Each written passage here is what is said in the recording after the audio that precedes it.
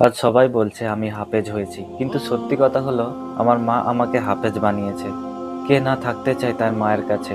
কে না চায় মায়ের ভালোবাসার আঁচলে লুকিয়ে থাকতে? আমিও চাইতাম মা আমাকে কাছে রাখুক, নিজ হাতে খাওয়াক, ঘুম পাড়াক, আদর করুক। কিন্তু মা আমাকে বুকে নয়, মাদ্রাসায় কোরআনের পথে পাঠিয়েছিলেন। কোন মা চায় তার সন্তান দূরে থাকুক? কোন মা চায় না ছেলেকে নিজের কাছে রাখতে, আদর করতে? তবুও আমার মা নিজের ভালোবাসার অধিকার ত্যাগ করে বলতেন, আজ কষ্ট করো বাবা, কিয়ামতের দিন কোরআন তোমার জন্য কথা বলবে। আমি তখন বুঝিনি, আজ বুঝি। মা আমাকে দূরে সরায়নি, তিনি আমাকে আল্লাহর কাছে এগিয়ে দিয়েছেন। আজ আমি 30 পারা মুখস্থ করেছি, কিন্তু এটা আমার সাফল্য না, এটা আমার মায়ের ইমানের জয়।